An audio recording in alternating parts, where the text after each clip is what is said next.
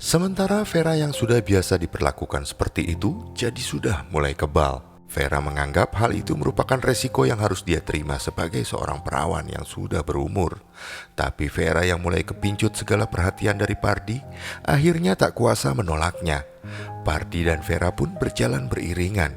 Pardi membantu menuntun sepeda Vera. Sepanjang jalan mereka asik mengobrol, hingga tak terasa mereka pun tiba di depan rumah Vera. Vera berbasa-basi menawarkan secangkir kopi untuk Pardi sebagai rasa terima kasihnya. Pardi pun tak menolak. Senyum Pardi mulai terkembang. Dia yakin usahanya kali ini berhasil untuk menggait Vera. Tapi senyum Pardi langsung hilang saat di teras Bu Marni yang sedang menunggu kepulangan Vera malah memasang wajah tidak suka padanya. Tanpa menyapa apalagi menyuruh Pardi masuk ke dalam, Bu Marni dengan suara terbata-bata meminta Vera untuk segera masuk ke dalam rumah. Tatapan mata Bu Marni begitu menusuk menatap ke arah Pardi, membuat Pardi merasa tak enak hati. Kemudian Pardi pun buru-buru pamit. Vera yang juga merasa tak enak hati melihat sikap ibunya, meminta maaf kepada Pardi. Meski mulut Pardi bilang tidak apa-apa, tapi dalam hatinya Pardi mengutuk kesal. Dasar nenek penyakitan gak tahu diri. Masih untung ada laki-laki yang mau deket sama anaknya yang perawan tua ini. Awas saya nanti, aku akan balas perbuatanmu. Jangan panggil aku Pardi, preman yang paling ditakutin di lingkungan ini, kata Pardi kesal di dalam hatinya, dan kemudian melengos pergi. Setelah menyuapi Bu Marni makan malam, Vera mulai membahas kejadian tadi sore. Vera hanya ingin tahu alasan ketidaksukaan sang ibu dengan kedekatannya pada Pardi. Padahal di matanya, Pardi selama ini orang yang baik, sangat perhatian dan tidak pernah bersikap kasar kepadanya. Bu Marni tetap meminta Vera untuk jangan gampang tertipu oleh kebaikan yang terlihat dari luar. Di zaman sekarang ini, banyak akal bulus yang dibungkus dengan kebaikan palsu. Begitu nasihat dari Bu Marni. Bu Marni tetap meminta Vera jangan terlalu dekat pada Pardi, apalagi bila sampai punya hubungan spesial dengannya. Bu Marni yakin instingnya sebagai seorang ibu tak pernah salah. Bu Marni lebih suka melihat Vera menjadi perawan tua seumur hidup dan tidak menikah, daripada terpaksa menikah tapi menikah dengan laki-laki yang tidak baik. Vera tercenung, dia tak menyangka sang ibu sampai berpikir sejauh itu. Vera malah tak pernah kepikiran untuk menjadikan Pardi sebagai calon pendampingnya, meski Pardi selalu baik padanya. Tapi Vera tidak mau menikah tanpa restu dari ibunya. Vera tercenung. Vera masih bimbang apa benar yang disampaikan oleh ibunya itu. Bila memang Pardi selama ini kebaikannya palsu, lantas apa niat sebenarnya di balik semua kebaikan palsunya itu? Vera bertanya-tanya dalam hatinya, tapi tak kunjung mendapat jawaban apapun. Vera tetap percaya Pardi merupakan orang yang tulus padanya, bukan modus atau hanya berpura-pura baik seperti yang dibilang oleh ibunya. Tapi demi menjaga perasaan sang ibu, Vera bertekad mulai besok akan menjaga jarak dengan Pardi. Vera tak mau lagi memberi ruang pada Pardi untuk bisa lebih dekat dengannya seperti sebelumnya. Sementara itu di pos ronda, Pardi sedang berkumpul bersama rekan sesama premannya. Pardi tak bisa menutupi rasa kesalnya pada Bu Marni yang tadi siang terang-terangan menunjukkan ketidaksukaan kepadanya.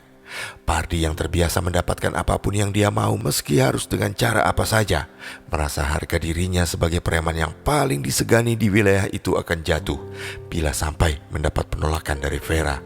Dalam hatinya, Pardi bertekad akan menggunakan cara yang tak biasa untuk menaklukkan hati Vera. Malam itu juga diam-diam Pardi menemui dukun kenalannya untuk meminta pelet pengasihan.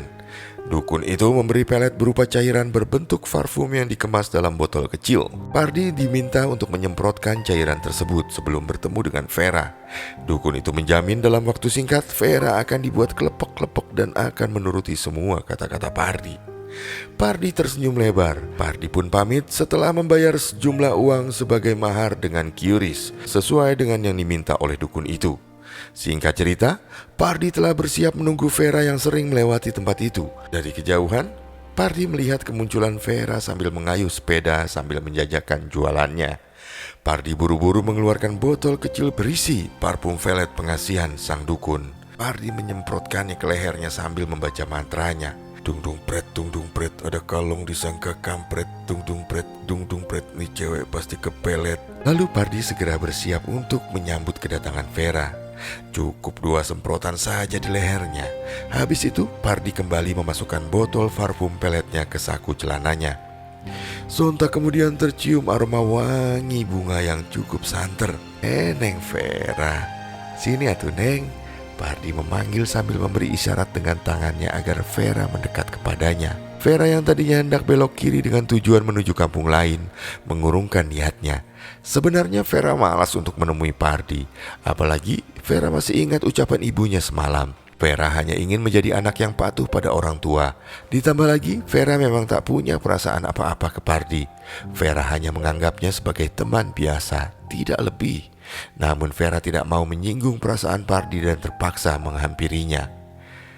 Kang Pardi, ada apa ya Kang?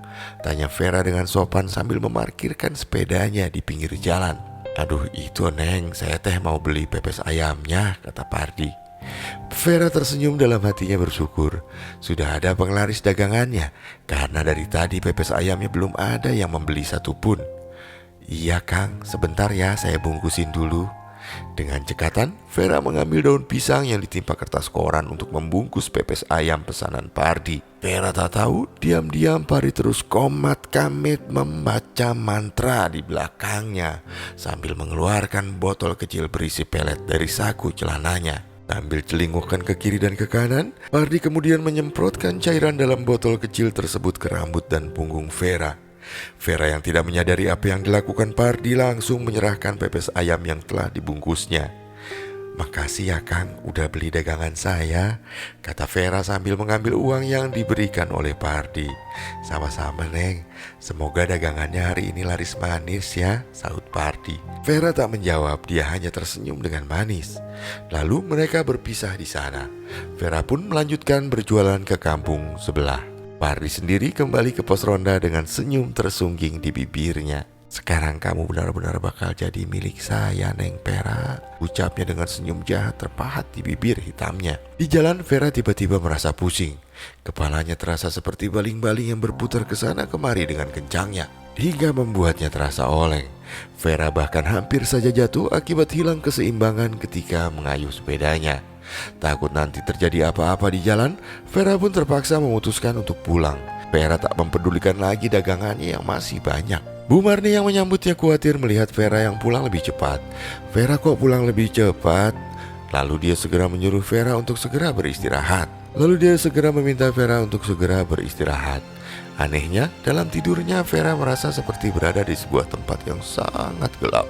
Jangankan lampu, cahaya matahari pun tak masuk ke tempat itu. Tempatnya sangat dingin dan pengap dan membuatnya kesulitan bernafas. Tiba-tiba seorang laki-laki yang wajahnya mirip Pardi menghampirinya dan mengulurkan tangannya ke arah Vera. Pardi terlihat begitu gagah dan menawan dalam mimpinya itu, hingga Vera seperti terbius oleh pesona maskulin yang ditunjukkan oleh Pardi. Jeng jeng jeng jeng jet. Tanpa sadar, Vera pun menyambut uluran tangan Pardi. Jeng jeng jeng jeng jet. Akan tetapi, Vera langsung ketakutan saat wujud Pardi berubah drastis. Dia menjadi sosok berbulu lebat dengan mata merah serta kedua tanduk menghiasi kepalanya. Sosok mirip genderuwo itu langsung menindih tubuhnya, lalu dengan beringas memeluk dan menciuminya hingga Vera terpekik.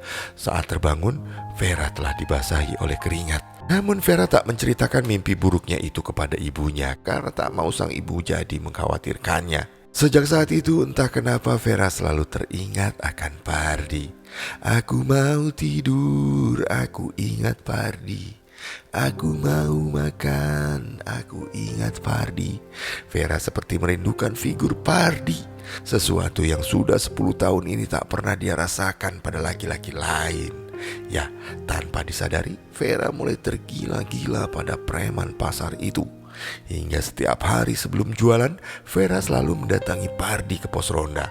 Vera tidak peduli dengan sikap heran yang ditunjukkan oleh rekan-rekan Pardi sesama preman yang ada di sana. Karena selama ini mereka tahu betul, Vera bukan tipe perempuan yang senang mendatangi laki-laki, apalagi tipenya seperti Pardi. Sebaliknya, Pardi sangat kegirangan ketika tahu pelet pengasihannya telah bekerja. Pardi pun sempat berucap, "Jika kamu ingin pelet juga, klik saja keranjang kuningnya." Enggak, karena pelet tersebut mampu menaklukkan hati Vera. Pardi pun tidak menyia-nyiakan kesempatan itu. Takut khawatir Vera keburu sadar atau efek pelet pengasihannya berkurang. Pardi mengajak Vera untuk menikah. Pardi berkilah dia hanya ingin segera memiliki Vera dengan seutuhnya. Milikilah diriku untuk selamanya. Vera yang masih dalam pengaruh pelet pengasihan tentu saja tak kuasa untuk menolaknya. Vera justru bahagia akhirnya berhasil menjadi istri dari laki-laki yang dipujanya.